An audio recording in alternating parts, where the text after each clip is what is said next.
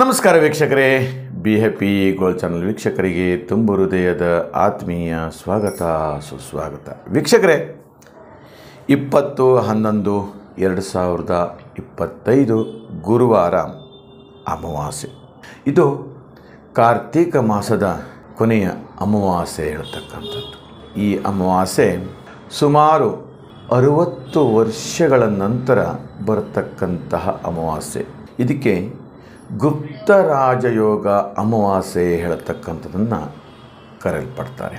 ಇದು 5 ರಾಶಿಗಳಿಗೆ ಗುಪ್ತ ರಾಜಯೋಗ ಹೇಳ್ತಕ್ಕಂಥದ್ದು. ಅಂದರೆ ಇದು ನೀವು ಕೋಟ್ಯಾಧೀಶರು ಆಗತಕ್ಕಂಥದ್ದು ಯಾರಿಗೂ ಕಾಣ್ತಾ ಇರೋದಿಲ್ಲ.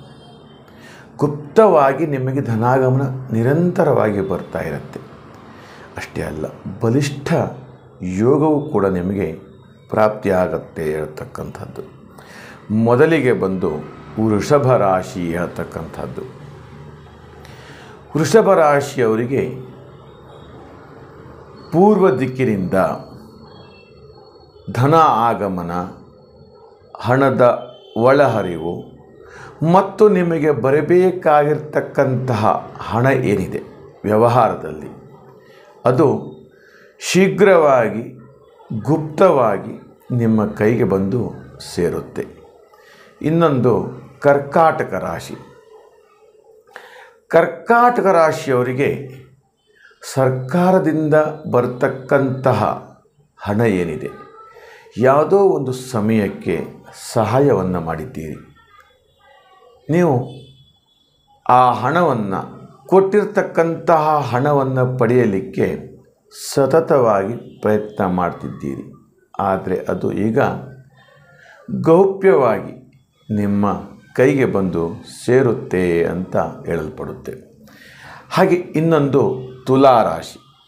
ತುಲಾರಾಶಿಯವರಿಗೆ ಅಧಿಕಾರಿಗಳಿಂದ, ಗಣ್ಯ ವ್ಯಕ್ತಿಗಳಿಂದ ಅಥವಾ ಉನ್ನತ ಸ್ಥಾನಮಾನಗಳನ್ನು ಪಡೆಯಲು ಇಚ್ಛೆ ಇರ್ತಕ್ಕಂಥವರಿಂದ ಒಂದು ಧನಯೋಗ ಹೇಳತಕ್ಕಂಥದ್ದು. ಅಂದರೆ ಯಾವುದೋ ಒಂದು ಸಂದರ್ಭದಲ್ಲಿ ನೀವು ಸಹಾಯವನ್ನು ಮಾಡಿಕೊಟ್ಟಿದ್ದೀರಿ, ಒಂದು ಅವರಿಂದ ಹಣದ ನಿರೀಕ್ಷೆಯಲ್ಲಿ ನೀವು ಇದ್ದೀರಿ.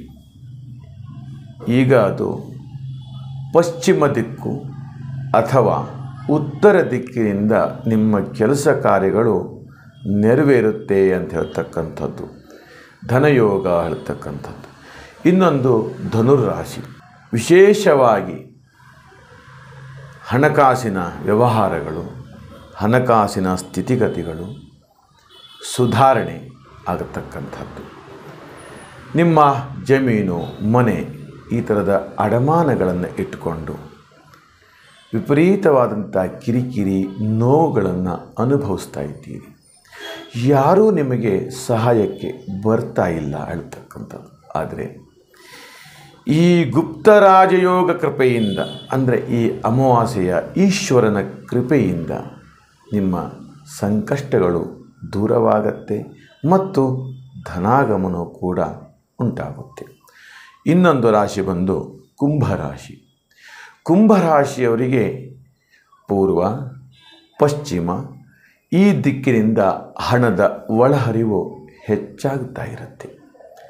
ನಿಮ್ಮ ದಾರಿದ್ರ್ಯತನ ಮತ್ತು ನಿಮ್ಮ ಬಡತನ ಇವೆಲ್ಲವೂ ಕೂಡ ನಿವಾರಣೆಯಾಗಿ ನೀವು ಕಷ್ಟಗಳನ್ನೆಲ್ಲ ದೂರವಾಗಿ ಅನೇಕ ವರ್ಷಗಳಿಂದ ಕಷ್ಟಪಡ್ತಾ ಇದ್ದೀರಿ.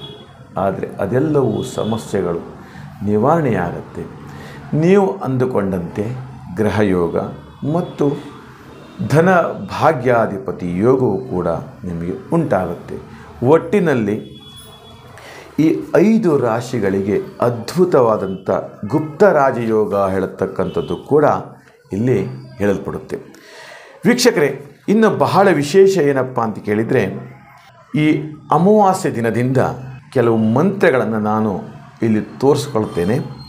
ಅದನ್ನು ನೀವು ಕಾಗದ ಮೇಲೆ ಬರೆದುಕೊಂಡು ಅದನ್ನು ನೀವು ಪಠನ ಮಾಡಿ ಎಂಥದೇ ರೀತಿಯಲ್ಲಿ, ಯಾವುದೇ ರೀತಿಯಲ್ಲಿ ನಿಮ್ಮ ಕಷ್ಟ ಕಾರ್ಪಣ್ಯಗಳು ದೂರವಾಗತ್ತೆ.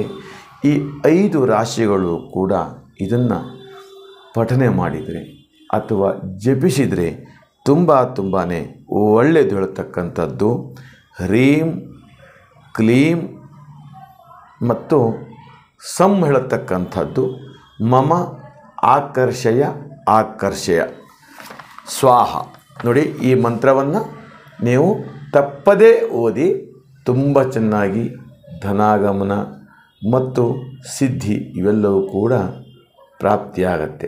ವೀಕ್ಷಕರೇ, ಈ ನಮ್ಮ ವಿಡಿಯೋವನ್ನು ನಿಮಗೆ ಇಷ್ಟವಾದಲ್ಲಿ ಲೈಕ್ ಮಾಡಿ, ಶೇರ್ ಮಾಡಿ ಮತ್ತು ಸಬ್ಸ್ಕ್ರೈಬ್ ಮಾಡಿ ಅಂತ ಹೇಳ್ತಾ, ಹೆಚ್ಚೆಚ್ಚು ಮಾಹಿತಿಗಾಗಿ ಅಥವಾ ನಿಮ್ಮ ವೈಯಕ್ತಿಕವಾಗಿರ್ತಕ್ಕಂಥ ಏನಾದರೂ ಪ್ರಶ್ನೆಗಳಿದ್ದರೆ ನಿಮ್ಮ ಹೆಸರು, ಡೇಟ್ ಆಫ್ ಬರ್ತು ಮತ್ತು ನಿಮ್ಮ ಭಾವಚಿತ್ರವನ್ನು ಕಳಿಸಲಿಕ್ಕೆ ಮರೆಯದಿರಿ ಅಂತ ಹೇಳ್ತಾ, ನಿಮಗೆಲ್ಲರಿಗೂ ಶುಭವಾಗಲಿ, ಮಂಗಲವಾಗಲಿ.